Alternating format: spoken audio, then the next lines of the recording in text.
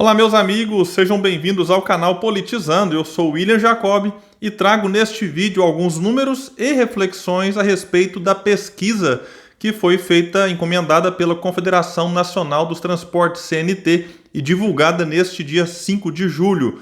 Então, antes de falar desses números, eu vou pedir para vocês a ajuda de sempre para que se inscrevam no canal, ative a notificação e, claro, se gostar do vídeo, deixa o like. Se não gostar, manda o dislike, que isso tudo faz parte. Pessoal, eu vou trazer alguns números, que são 55 páginas, eu li todas, fiz aqui uma análise, separei aqueles que eu acho mais importante, pensando no cenário 2022, analisando a partir deste retrato do momento, que é o que esses números nos trazem. Eu vou avaliar se eu faço um outro vídeo analisando alguns números interessantes em relação à economia, à percepção do eleitorado sobre privatização, por exemplo, e outros assuntos importantes. Mas eu vou fazer uma avaliação para ver se sai um outro vídeo também. Bom, o primeiro ponto que eu quero destacar aqui é que a avaliação do governo é tida como ótima ou boa por 27,7% dos entrevistados. E ela é negativa, considerada então ruim ou péssima, para 48,2%. Esses números pioraram bastante para o Bolsonaro. Se a gente vai aqui no núcleo de ótimo, ele praticamente se manteve estável, era 10,6 em fevereiro, até melhorou, foi para 10,8, mas é uma oscilação muito pequena. Quem considerava bom caiu de 22,3 para 16,9. O regular caiu bastante e o ruim aumentou um pouco e o péssimo aumentou de 25,1 para 36,3. Então a gente percebe aqui que a rejeição a este governo tem aumentado bastante.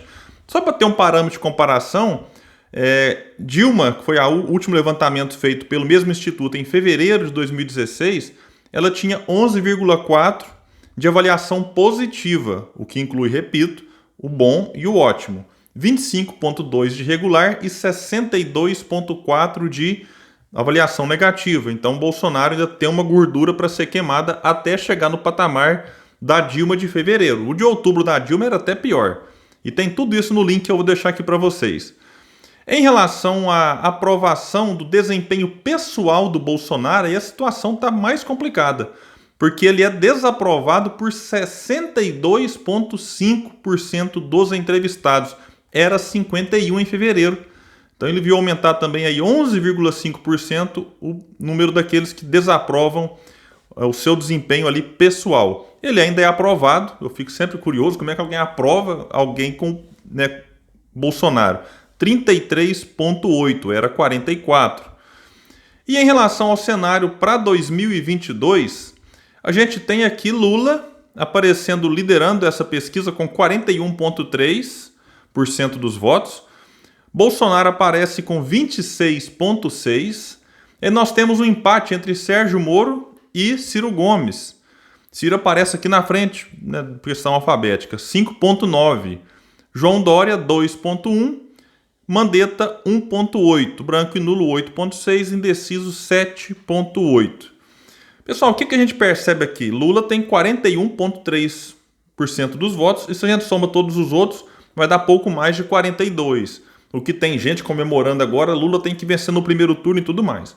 Essa tática do o inimigo é Bolsonaro, vamos focar nele, que os petistas tentam impor e que muita gente que não é petista acaba, realmente, o inimigo é Bolsonaro. Enquanto isso, Lula fica sem responder às contradições durante os 13 anos e meio de governo petista. Fica sem responder o desastre econômico produzido pela Dilma. Fica sem responder à falta de reformas estruturais durante os 8 anos de governo Lula, mesmo com uma altíssima aprovação. Fica sem responder o desastre também no campo moral, da corrupção, que não é assim, teve corrupção, mas como algo marginal, não. Foi uma coisa central nos governos petistas. O Palocci, por exemplo, devolveu 100 milhões, réu confesso. Braço direito, eu sempre brinco, braço esquerdo também, do Lula e do PT. Então, enquanto fica aqui esse discurso inimigo é Bolsonaro, tudo bem. Daqui a pouco, o discurso deles vai ser qual? Vamos focar no Lula para vencer Bolsonaro no primeiro turno. Tentando impor para a sociedade que a sociedade esqueça tudo o que passou. E isso que passou foi o que trouxe nós até aqui e o que gerou Bolsonaro. Existiria Bolsonaro não fosse essas contradições e erros do PT? Que tendo a chance de fazer uma grande transformação no Brasil não fez? E aquilo de benéfico que aconteceu? Claro que aconteceu. A gente não vai negar isso também. Mas foi em grande parte por conta o que o próprio André Singer, que foi porta-voz do Lula, diz, meio que uma sorte por ter pegado o Lula, no caso ali, um cenário muito favorável no exterior, um altíssimo preço das commodities, e quando entrar a Dilma, ela dá esse azar, ela não teve a sorte que o Lula teve, e não teve também a habilidade política que o Lula tinha. E aí o Brasil ficou nesse ciclo entre cresce um pouco, cai, cresce um pouco, cai.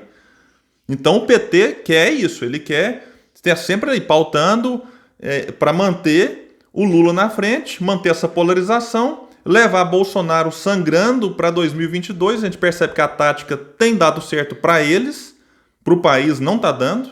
Para o país essa tática é terrível, mas enfim, a gente tem que tomar cuidado para não cair nesse discurso que eles tentam impor para todo mundo. E claro, a gente vai avaliar aqui, William, mas como é que você fez uma análise recentemente, tem poucos dias, do Ciro com 16% na Exame Ideia? Primeiro, são metodologias diferentes. Cada um utiliza aqui um método e não dá para comparar porque o pessoal faz cenário colocando aqui Sérgio Moro, que tudo indica não estará em 2022. Eu acho que não vai estar. Alguém fala, pode ser que eu acho que não vai. E na Exame Ideia o Moro não está. E o Ciro aparece lá com 16% contra Eduardo Leite, por exemplo. Contra o Dória, que aparece aqui nessa pesquisa, o Ciro pontua 14%. E a Exame Ideia faz levantamentos mensais. Isso é importante também de ser dito. Em relação à preferência para as eleições para o próximo ano, 40,3% quer que Lula ganhe as eleições e volte a ser presidente. 30,1% quer que algum candidato que não seja ligado a Jair Bolsonaro nem a Lula ganhe as eleições para presidente. Ó, a terceira via aqui. E só 25,1% quer que Bolsonaro ganhe as eleições e continue por mais 4 anos.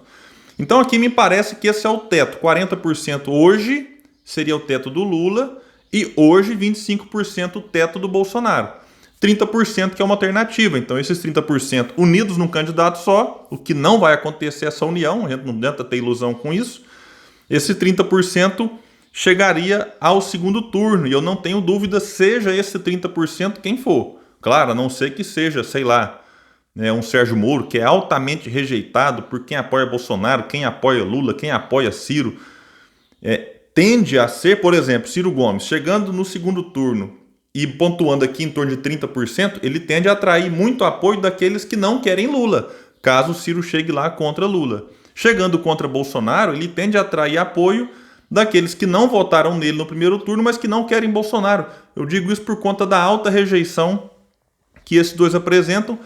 Não nem tanto nas pesquisas, eu digo assim, muita gente hoje até fala que vota no Lula, porque ele é quem lidera e representa, neste momento, a melhor possibilidade de derrotar Bolsonaro. Então, Lula se aproveita da altíssima rejeição que o Bolsonaro tem.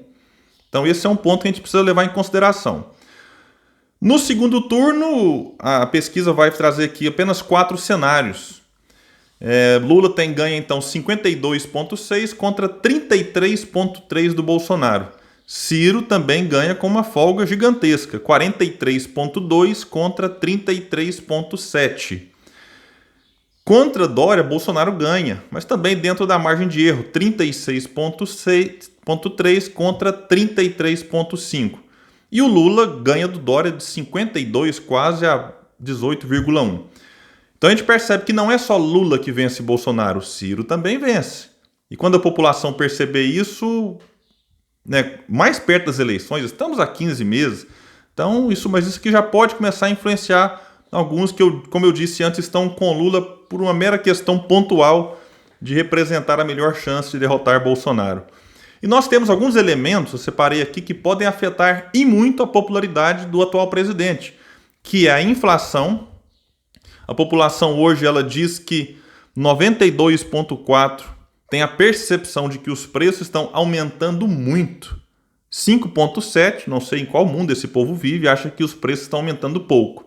E 0,8% acha que os preços não estão aumentando. Certamente não são eles que pagam as contas, só ficam em casa e não fazem compra, não abastecem, não compram gás de cozinha.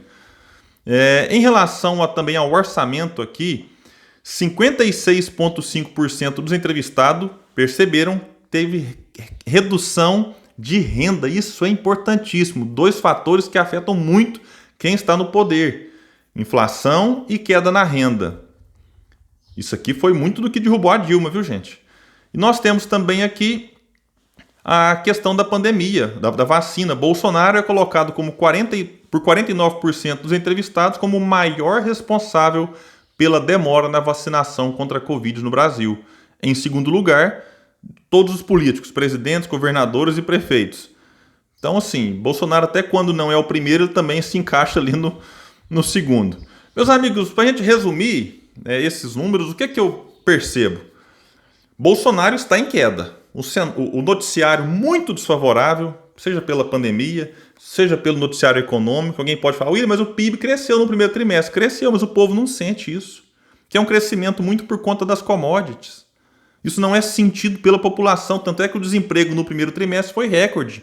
Números desalentados, que é quem desistiu de procurar emprego, recorde. Queda na renda das famílias, que não foi só em estatística, o pessoal está sentindo isso, sentindo no bolso. Nós temos vários partidos, como por exemplo o PSDB, que até então estava ali meio neutro em relação ao impeachment, não se pode banalizar, já apoiando o impeachment. Antes de eu gravar esse vídeo, o Partido Novo, que também era ali um pouco reticente quanto a essa ideia, já abraçou a causa do impeachment. General Santos Cruz também. Claro, está todo mundo tentando pegar um espaço nessa terceira via, percebendo que Bolsonaro pode, de fato, nem estar no segundo turno em 2022. Algo que o Ciro dizia há alguns meses e todo mundo achava que o Ciro estava doido. Ah, o Ciro está doido, não sei o quê. Ciro avisou, como tem avisado sempre, né? Bolsonaro não vai para o segundo turno. E o Ciro crava. Ele, Ciro, estará contra Lula lá no segundo turno. E o Ciro pode até se aproveitar de um movimento que a gente tem que observar. As elites tendem a abandonar Bolsonaro. E vão tentar, claro, emplacar alguém do PSDB ou alguém que possa manter no poder o neoliberalismo. Mas o detalhe é o seguinte: existe uma percepção na sociedade de que esse modelo não dá mais certo. E aí o Ciro pode se aproveitar desse desejo das pessoas de um Estado mais forte, de um Estado que de fato entre naquilo que ele precisa entrar, na segurança, na educação, na saúde, na moradia, no emprego, na renda, no salário. E aí ele se aproveita disso porque ele tem defendido isso a vida inteira. Não é agora que vai mudar o seu discurso. Então o discurso do Ciro lá de trás está mais do que urgente, está mais do que atual, mais do que necessário. O Ciro tem a seu favor algumas coisas, como militância, o que só Lula e Bolsonaro têm. Dória não tem militância, Mandetta não tem militância. O Ciro tem um projeto interessantíssimo para o país.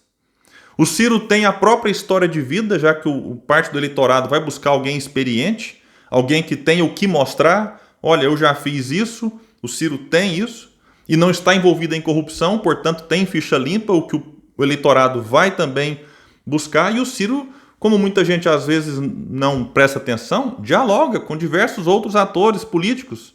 Teve uma live recentemente com o Leite, com o Mandetta, já participou com o Calil, com o França, com o próprio Dória, com o Amoedo, o ano passado com o Fernando Henrique, com a Marina Silva. Então é alguém que está disposto ao diálogo, mas é alguém que nesse diálogo apresenta um projeto muito claro para o país e tem feito um trabalho nas redes sociais muito interessante, tem acertado em alguns vídeos, tem dado boas entrevistas, tem chamado a atenção, tem ocupado os espaços nas redes sociais, enfim, e quando vai nessas entrevistas, destaca ali também no Twitter, que é um ponto importante, se não para o grande público, mas para quem gosta de política, o Twitter é um espaço muito interessante que serve também de termômetro.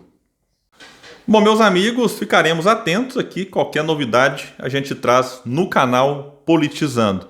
Não vamos desesperar, não vamos nos empolgar. Esse é o momento da gente ter o pé no chão, conversar com as pessoas, dialogar, falar de ideias, falar de projetos, porque a eleição é só daqui 15 meses.